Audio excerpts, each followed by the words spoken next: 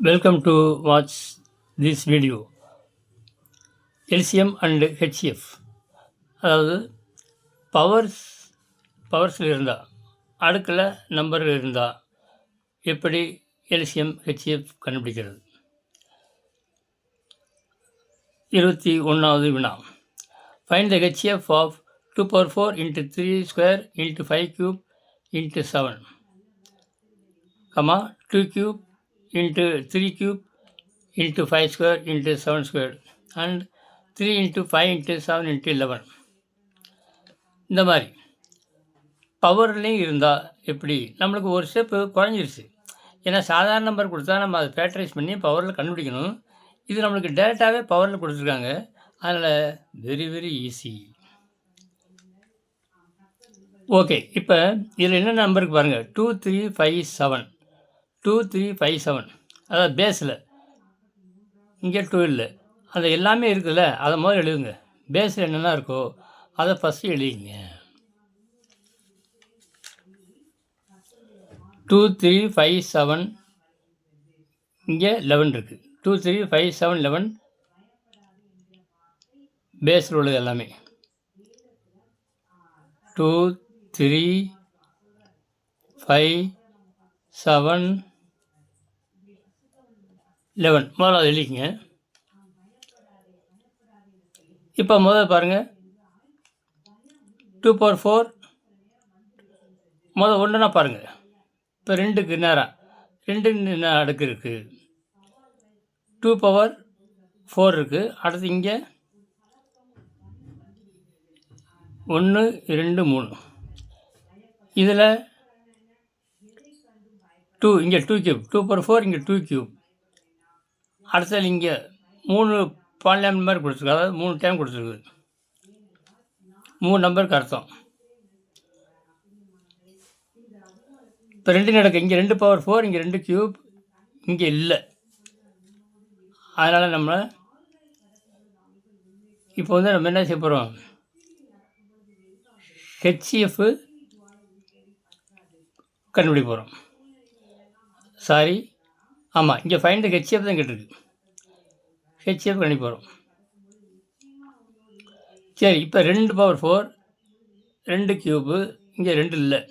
HCF என்ன வேணும், எல்லாத்துலேயுமே இருக்கணும். ஆனால் அந்த 2 விட்டுடலாம்.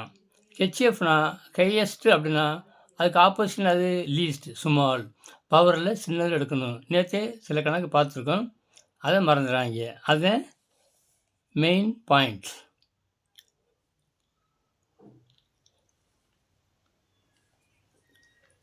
வேணும் எப்படி வேணும் கோட் போட்டுக்கலாம், என்னென்ன பேஸ் இருக்குன்ட்டு. கீழே நம்ம டேட்டா என்ன இருக்கோ அதை மட்டும் எழுதிக்கலாம் போதும். சரி, 2 power 4 இங்கே 2 கியூப் இருக்குது, இங்கே 2 இல்லை, அதனால் விட்டலாம். ஏன்னா ஹையஸ்ட் காமன் ஃபேக்டர்னால் எல்லாத்துலேயும் இருக்கிறது மட்டும் எழுதணும்.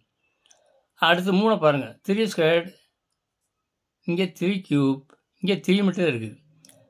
3 ஸ்கொயர்டு, இங்கே 3 கியூப்பு, இங்கே 3. என்ன சொன்னேன், அடுக்கில் சின்னது. அப்புறம் அடுக்கில் சின்னது அப்படின்னா இந்த 3 மட்டும்தான் இருக்குது. 3 மட்டும் எழுதுனா போதும். அடுத்து 5 பாருங்கள், இங்கே 5 கியூப், இங்கே 5 ஸ்கொயர் இருக்குது, இங்கே 5 மட்டும் இருக்குது. அப்புறம் சின்னது 5 தான். 3 இருக்குது, ஆனால் 5 இங்கே இருக்குது, இங்கே இருக்குது, இங்கே இருக்குது, அங்கே இருக்குது. அடுத்து 7 பாருங்கள், 7 இங்கே இருக்குது, இங்கே இருக்குது, இங்கே இருக்குது. அப்புறம் இங்கே 7, இங்கே 7 ஸ்கொயர், இங்கே 7. அப்புறம் 7 மட்டும் இருந்தால் போதும். அடுக்கில் சின்னது இதுதான். அடுத்து 11 இங்கே இல்லை, இதில் 11 இல்லை, இங்கே மட்டும் இருக்குது. அப்படின்னா அதை விட்டுடலாம். அப்படின்னா HCFக்கு இதை மட்டும் பெருக்கலாம் நீங்கள் போதும். நீங்கள் நல்லா ப்ராக்டிஸ் பண்ணால் ஃபாஸ்ட்டாக போட்டுடலாம். 5 5 5 105, அல்லது 7 3 21 பெருக்கல் 5, 5 1 5 5 2 10. ரொம்ப சிம்பிளாக இருக்கும்.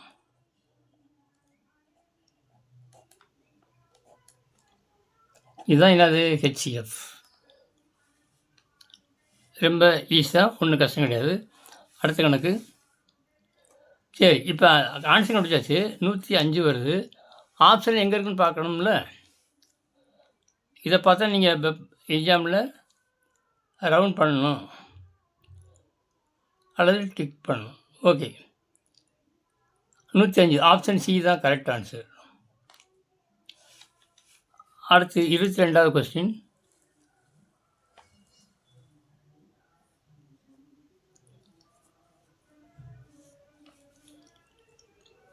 Find the LCM of 2 cube into 5 power 1 into 7 power 1, 7 squared into 2 squared into 5 squared. இங்கே 5 power 1, 2 power 4, 7. ஓகே, இங்கே வந்து இந்த கணக்கில் எல்சிஎம் கண்டுபிடிக்கணும். Find the LCM. எல்சிஎம் என்னது? அடுக்கில், அதாவது இங்கே லீஸ்ட்னா அடுக்கில் பெருசு. அடுக்கில் பெருசு எழுதணும். மற்றபடி எல்லாத்தையுமே நேருக்கு நேரம் ஒரு நம்பருக்கு நேரம் எழுதி அடுக்கில் எது பெருசு இருக்கோ அதை மட்டும் எழுதி பெருக்கினா போதும். ஹையஸ்ட் காமன் ஃபேக்டருக்கு பொதுவானது மட்டும் எழுதினா போதும். இங்கே எல்சிஎம் கண்டுபிடிக்க எல்லாத்தையுமே எழுதணும். அதை மைண்டில் வச்சுக்கோங்க. ஓகே, இப்போ 2, 3 இங்கே பேஸ் என்ன இருக்குது? 2, 5, 7. இங்கே 2, 5, 7 இருக்குது. இங்கேயும் 2, 5, 7 இருக்குது. ஓகே, ஆனால் மாறி மாறி இருக்குது, ஒன்றும் பிரச்சனை இல்லை. சரி, இப்போ 2 நடுக்கு பாருங்கள். எல்சிஎம்னா லீஸ்ட்னா அடுக்கில் பெருசு. இங்கே 2 மட்டும் பாருங்கள். 2 கியூப், இங்கே 2 ஸ்கொயர், இங்கே 2 பவர் 4 இருக்குது. அடுக்கில் பெருசு 2 பவர் 4 தான். அப்புறம் 2 பவர் 4 எழுதிக்கலாம். அடுத்து 5. இங்கே 5 பவர் 1, இங்கே 5 ஸ்கொயரு, இங்கே 5 பவர் 1. அப்படின்னா 5 ஸ்கொயர் தான் பெருசு. அடுக்கில் பெருசு 2, 5 ஸ்கொயர் எழுதிக்கலாம்.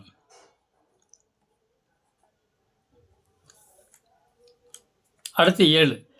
7 பவர் 1, இங்கே 7 ஸ்கொயர் இருக்குது, இங்கே 7 இருக்குது. அப்படின்னா 7 ஸ்கொயர் தான் பெருசு. அடுக்கில் இங்கே 2 இருக்குது, மற்றெல்லாம் 1 இருக்குது.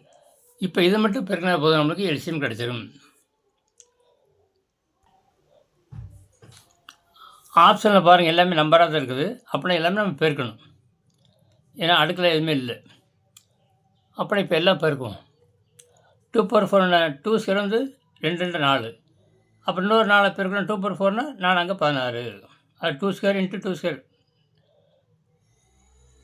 4 இன்ட்டு 4 16. 5 25, 7 49. இதை பெருக்கினா போதும்.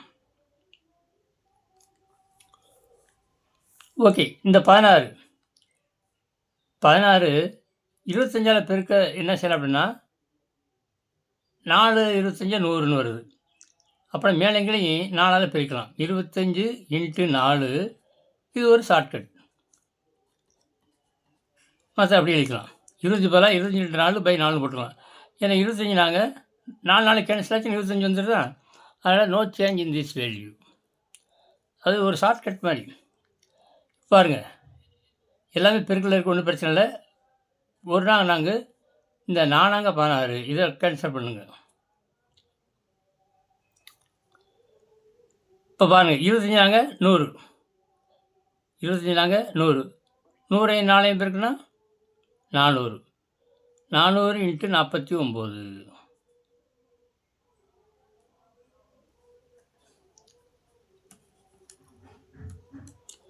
நானூறு இன்ட்டு 49. இந்த மாதிரி செய்கிறதுனா உங்களுக்கு இப்போ ஈஸியாக இருக்கும். இப்போ 4ஆல் பெருக்கினாவே 49, 4 49 பெருக்கினா போதும். ரொம்ப சிம்பிளாக ஆன்சர் வந்துடும். 4 36 6, மிச்சம் 3, 4 16 19. கடைசியில் 2 0 சேர்த்தால் போதும். 19600. ஆப்ஷனில் 19600 எங்கே இருக்குன்னு பாருங்கள்.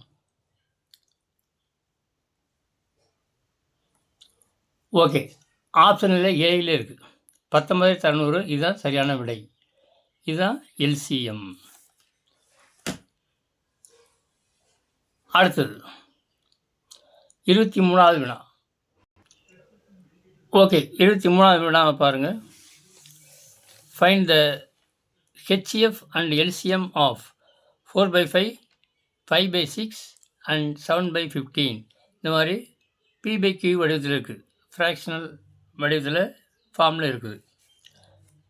இந்த மாதிரி இருந்தால் எப்படி கண்டுபிடிக்கிறது? ரொம்ப ஈஸியாக, ஒன்றும் கஷ்டமே இல்லை. ஹெச்எஃப் அண்ட் எல்சிஎம் ரெண்டுமே கேட்டிருக்கு. முதல்ல ஹெச்எஃப் கண்டுபிடிக்கலாம். முதல்ல ஹெச்எஃப்.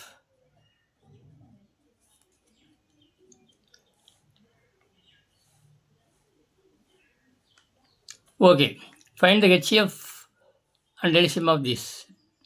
இப்போ 4/5, 5/6, 7/15 இருக்குல்ல. முதல்ல இப்போ ஹெச்எஃப் கண்டுபிடிக்கணும்னா மேலே உள்ளதுக்கெல்லாம் ஹெச்எஃப் கண்டுபிடிக்கணும். அதாவது ஹெச்எஃப் ஆஃப் நியூமரேட்டர் கீழே பகுதி, மேலே தொகுதி. தொகுதிகளுக்கு உள்ளது ஹெச்எஃப் கண்டுபிடிக்கணும்னா முதல்ல தொகுதிகளுக்கு உள்ளது ஹெச்எஃப், மேலே உள்ளதுக்குன்னு வச்சுங்க, ஞாபகம் வச்சுங்க. மேலே உள்ளதுக்கெல்லாம் ஹெச்எஃப் கண்டுக்கணும், கீழே உள்ளதுக்கெல்லாம் எல்சிஎம் கண்டுக்கணும். அவ்வளோதான். ஹெச்எஃப் ஆஃப் 4, 5 and 7 பை கீழே வந்து எல்சிஎம். எல்சிஎம் கீழே என்னது? 5, 6, 15.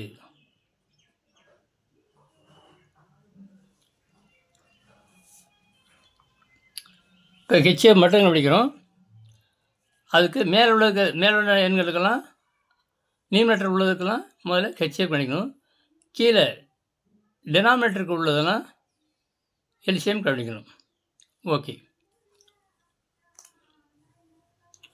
இப்போ ஹெச்எஃப் 4, 5, 7 எல்லாமே காமனே வராது. 4 இங்கே 5, 7 எதுவுமே வராது. எதுவுமே பொதுவானது நம்பர் இல்லை. அதனால் என்னது? மேலே ஹெச்எஃப் வந்து 1 அர்த்தம். ஹெச்எஃப் வந்து 1 அர்த்தம். 1 நீங்கள் கன்ஃபியூஸாக பண்ணாதீங்கல்ல. அடுத்து கீழே பாருங்கள், எல்சிஎம் 5, 6, 15 இருக்குது. 5 இப்போ 5 எப்படிலாம்?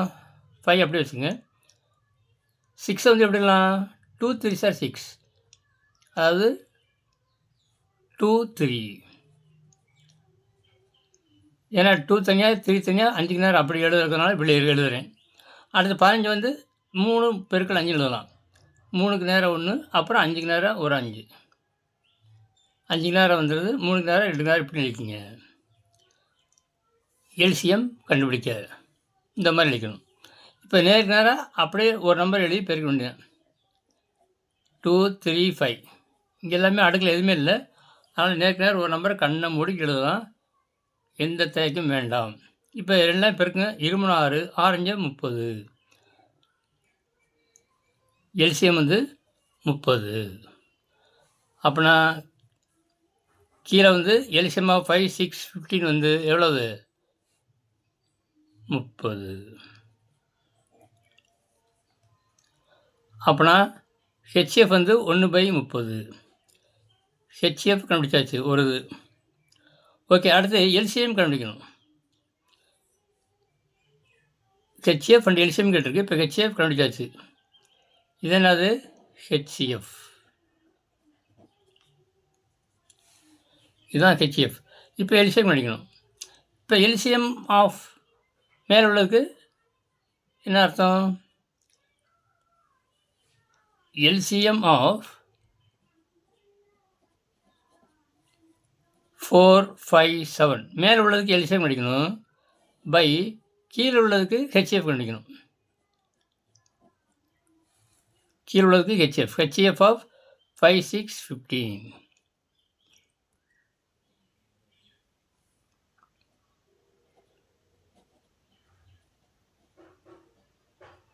அவ்வளோதான். இப்போ எல்சிஎம் ஆஃப் 4, 5, 7. 4, 5, 7 எதுவுமே பிரிக்க முடியாது நம்மளை. எல்லாமே டிஃப்ரெண்ட்டாக இருக்குது. அதனால் எல்லாமே அப்படியே பெருக்குனா போதும். 4, 20, 27, 140.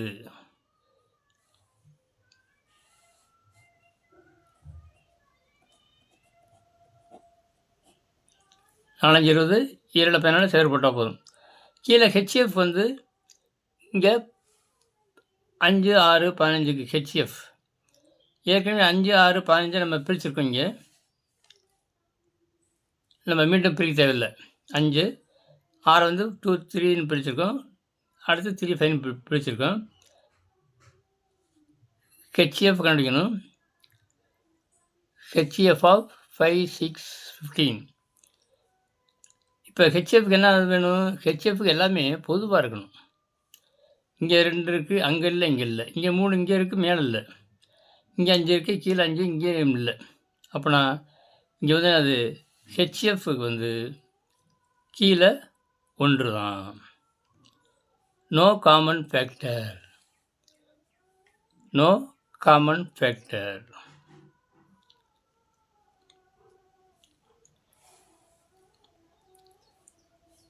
அப்போனா 140/1. இது என்னது? எல்சிஎம். அப்போனா இதுதான் எல்சிஎம்.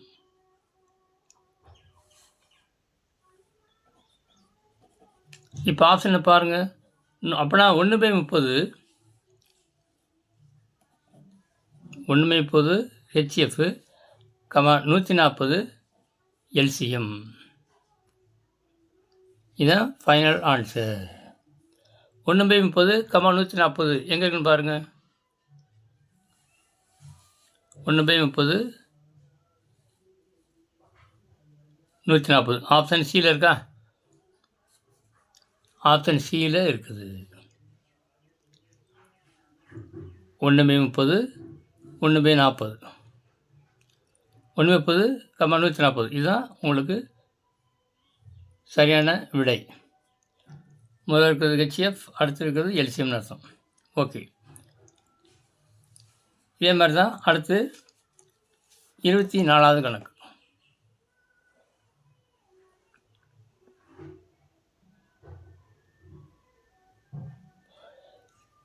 ஏன்னா அது மிக்சர் நம்மள இருக்குது. Find LCM of 4.5 and 10.5.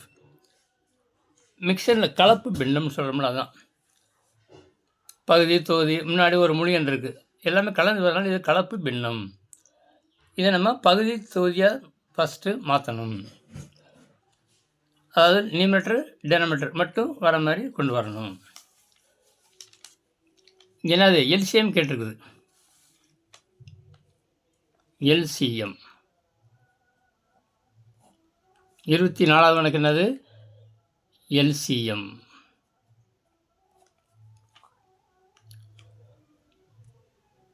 Okay, இப்போ இது எப்படி கலப்பினத்தை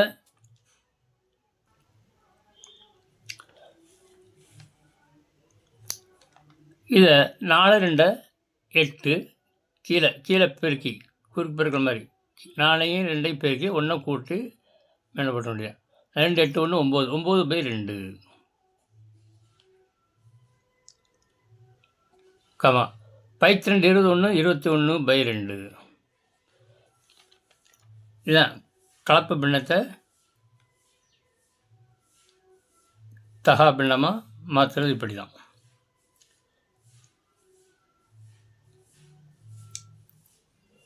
ப்ராப்பர் ஃப்ராக்ஷன். இதனது proper fraction. First change this mixed number into proper fraction. கலப்பு பின்னத்திலேருந்து தகா பின்னமாக ஃபஸ்ட்டு இப்படி மாற்றிக்கணும், பகுதி தொகுதி வர மாதிரி. ஓகே, மாற்றியாச்சு. இப்போ என்ன கேட்டிருக்கு? எல்சிஎம் தான் கேட்டிருக்கு. இப்போ பழைய மெத்தட் தான். போன கணக்கு போட்டோம்னா 73வது கணக்கில் போட்டோம்னா அதே மாதிரி தான். இப்போ எல்சிஎம்க்கு என்ன செய்யணும்? LCM of 9/2, 21/2. இதுக்கு என்ன செய்யணும்? மேலே முதல்ல எல்சிஎம் ஆஃப் 9, 21. கீழே வந்து ஹெச்இஎஃப். கீழே வந்து ஹெச்இஎஃப் ஆஃப் 9, கீழே வந்து ஹெச்இஎஃப் ஆஃப் கீழே 2, 2. மேலே வந்து ஒரு நம்பர், மேலே ஒரு நம்பருக்கு எல்சிஎம்மு, அதாவது எல்சிஎம் கண்டுபிடிக்கிற போது மேலே உள்ள நம்பருக்கு எல்சிஎம் கண்டுபிடிக்கணும், கீழே உள்ள நம்பருக்கு ஹெச்எஃப் கண்டுபிடிக்கணும். இங்கே 2, 2 2 இங்கே 2 இங்கே 2 தான். அப்படின்னா ஹெச்எஃப் ஆஃப் 2, 2 வந்து அது 2 தான். ஏன்னா இங்கே 2 இங்கே 2 பொதுவான 1 தான் இருக்குது. 2, 2 அதனால் இங்கே 2 இங்கே 2 போட்டுக்கலாம் ஹெச்எஃப்க்கு. மேலே உள்ள வந்து மேலே எல்சிஎம்க்கு 9, 21. 9 எப்படி பிரிக்கலாம்? 3 ஸ்கொயர். 9 வந்து 3 ஸ்கொயர். 21 எப்படி பிரிக்கலாம்? 3 பெருக்கல் 7 இப்படி நேருக்கு நேராக 3க்கு நேராக அப்புறம் 7க்கு அடிக்கணும். எல்சிஎம்ங்கிற என்னது? அடுக்கில் சின்னது, அப்புறம் 3 மட்டும் எழுதணும். அதே சமயத்தில் எல்சிஎம்ங்கிற மாதிரி எல்லாமே எழுதணும். இங்கே 7 இருக்கிறனால 7ஐயும் எழுதிக்கணும். அப்புறம் 3 21 தான் எல்சிஎம். அப்புறம் 21/2 தான் எல்சிஎம்.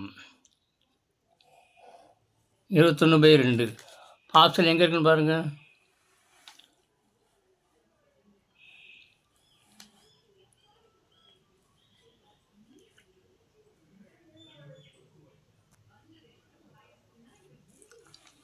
இங்கே நல்லா கவனிங்க.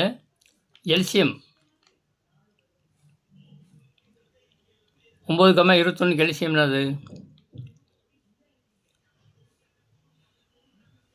9 வந்து 3 ஸ்கொயர் பிரித்தாச்சு. 21 வந்து 3 × 7. எல்சிஎம் என்ன சொன்னேன்? எல்சிஎம்னா அடுக்கில் பெருசு. நான் இங்கே சின்னதாக போட்டேன், மன்னிச்சுக்குங்க. யானைக்கு மடி சேர்க்குங்க மாதிரி அவசரத்தில் இப்படி தான் தப்பு விடுறது. அதை நானும் திருத்திக் கொள்கிறேன். இதிலேருந்து உங்களுக்கு ஒரு பாடமாக அமையட்டும். இது ரொம்ப முக்கியமானது. ஏன்னா எல்சிஎம்னா ஆப்போசிட்டு, அடுக்கில் பெருசு. அப்புறம் 3 ஸ்கொயர். 3 ஸ்கொயர் × 7. அப்புறம் 3 ஸ்கொயர் 9. 9 7 63. அப்படின்னா 63/2 தான் சரியான விடை. 63/2 தான் என்னது? எல்சிஎம். இதுதான் சரியான விடை. 63/2 ஆப்ஷன் எங்கே இருக்குன்னு பாருங்கள். ஆப்ஷன் டியில் இருக்குது. இதுதான் சரியான விடை. ஓகே, இப்போ எல்சிஎம் ஹெச்எஃப் ஃப்ராக்ஷன் நம்பருக்கு எப்படி போடணும்னு உங்களுக்கு தரவாக ஆயிருக்கும் என்று நினைக்கிறேன்.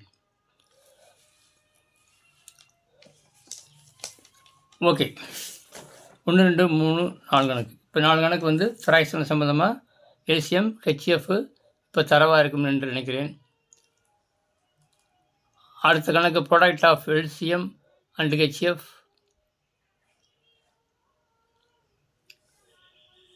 இது அடுத்த மெத்தட். இதை அடுத்த வீடியோவில் பார்க்கலாம். இதுவரை நீங்கள் இந்த 4 கணக்கை பார்த்து பயன்பெறுங்கள், பிறருக்கும் பயன்பெறுங்கள். எல்சிஎம் ஹெச்எஃப் என்றாலே அந்த கணக்கு கேட்டாவே தரவாக நீங்கள் வச்சுக்கிற மாதிரி நான் நடத்த போகிறேன். அது சந்தேகமும் இல்லை. School student, college student, for all mathematician யார் வீக்காக இருந்தாலும் சரி, நீங்கள் இதை பார்த்து ரொம்ப எளிமையாக இருக்குது. எல்சிஎம் ஹெச்எஃப் எந்த சர்வீஸ் கமிஷனில் வேலைவாய்ப்பு சம்மந்தமான கணக்கில் கேட்டாலும் நீங்கள் தரவாக போகிற மாதிரி நடத்த போகிறேன். பாருங்கள், பார்த்து பயன்பெறுங்கள். சப்ஸ்கிரைப் பண்ணுங்கள். அடுத்த வீடியோவில் சந்திக்கும் வரை உங்களிடம் விடைபெறுகிறேன். வாழ்க வளமுடன், நலமுடன், பலமுடன். நன்றி.